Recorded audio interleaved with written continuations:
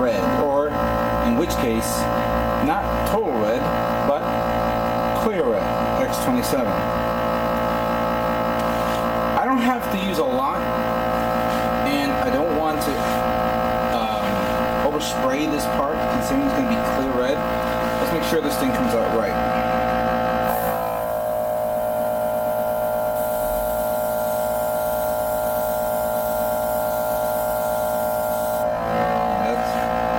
That's okay. Right now, as you can see, it's very light, but I'll give it a couple of passes. First up is this guy right here. This is actually the door, or the entrance to the canopy.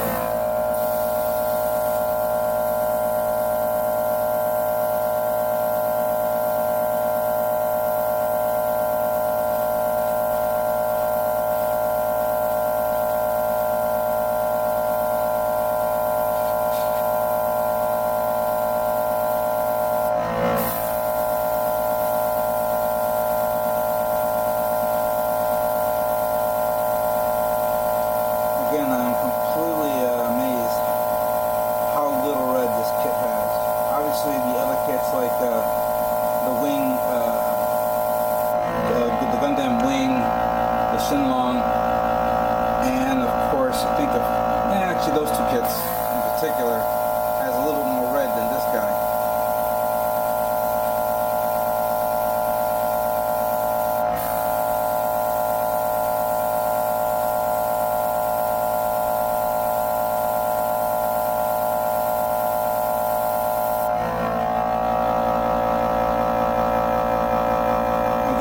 Detailed view of this part later on. Let's just finish up the 4 parts. So that was the door. Here's the chin.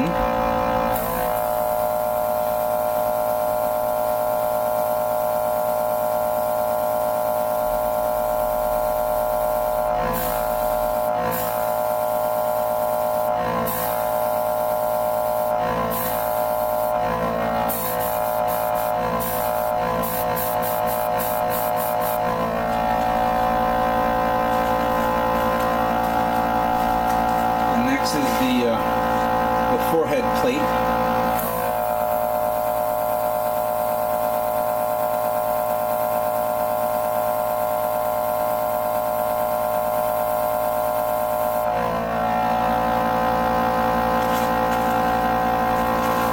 And lastly, the only trim part here for the shield.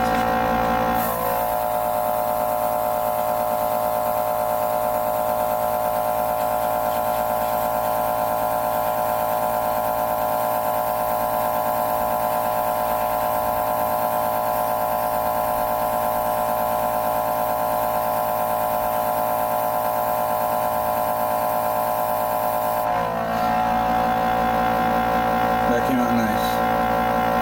Give another pass just in case.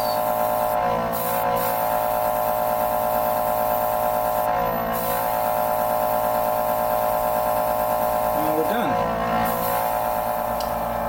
Now we're going to paint the last color, and that happens to be clear yellow. And after numerous testing, I found that Mr. Color number 48, clear yellow, is the only color that I need to paint these yellow parts. So, let's get started.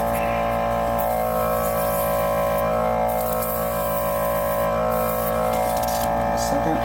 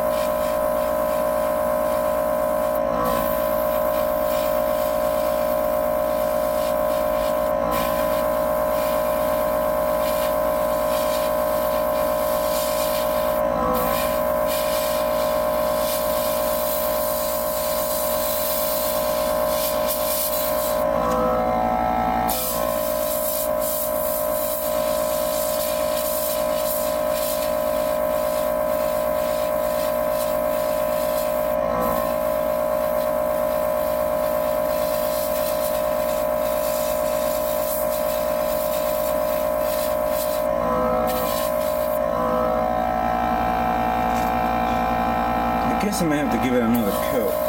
Let me just let this dry, and then I'll give it another coat.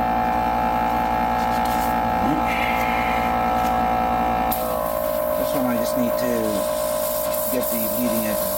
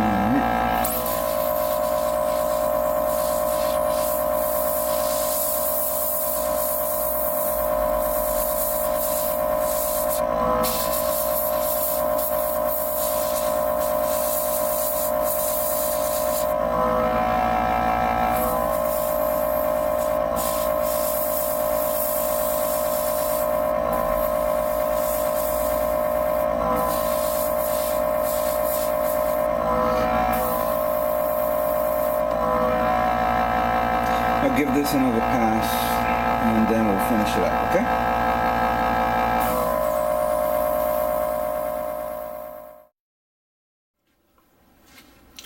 Now that we've completed painting all the parts, now it's time to put this kit together. First up, we're going to begin with the legs, or the foot. Oh, I knew I forgot something. I gotta put these on first.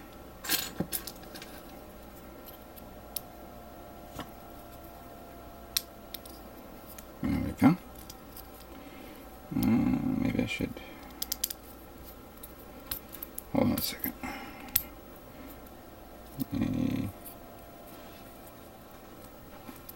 Yeah, so we put that on like that. Okay. So that's the front part. I gotta put the bottom of the sole of the foot, and then the back, and then the top, I mean.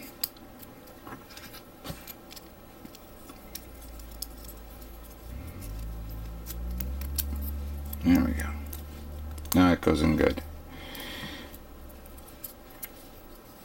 I had to paint the whole part because I did not know how much it was going to be exposed or not. Because then from here I cover it with this, the front armor, or the front portion of the foot, and then this trim part here. Then we finish it off putting in the heel, which goes like that, and like that. Whoops.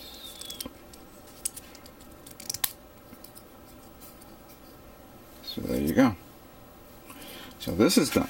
Now let's move on to this guy, the actual foot, leg itself. I want to start with this one first. Then the rear armor. So it looks like that. And we put this, the back, the calf armor, which I have to say came out pretty nice and clean. The thigh armor, I think it goes in the back. I gotta figure out the orientation of this. I think it goes, no, that goes like that. Yeah, I know. And then this one goes like that. Oh, nope, that. Much better. See? This part is tricky.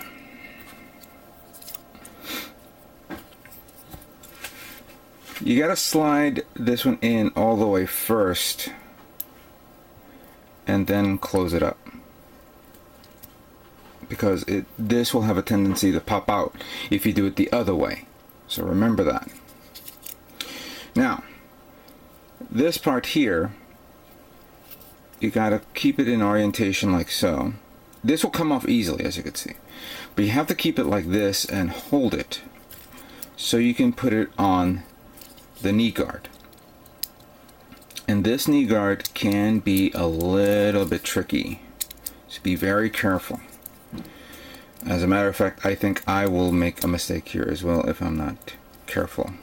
So first off, I have to push this down, and then there we go.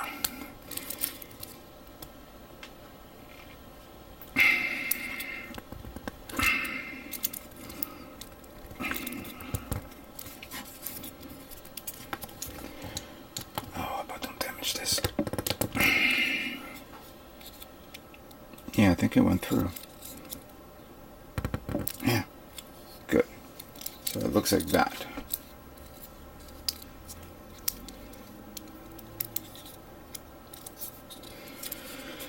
All right, so next it's the actual joint to connect the leg to the waist unit. Then this part here, which I did paint because I did not know how much is going to be exposed, and this pretty much dictates the ankle armor, which I cleaned up really nice. And this one goes over that part, so then you put this one in here, this one in here, and let me do it this way. And it is complete. And there you have it. Deathscythe's legs are now done and ready to be put on to the waist unit, which is the next part.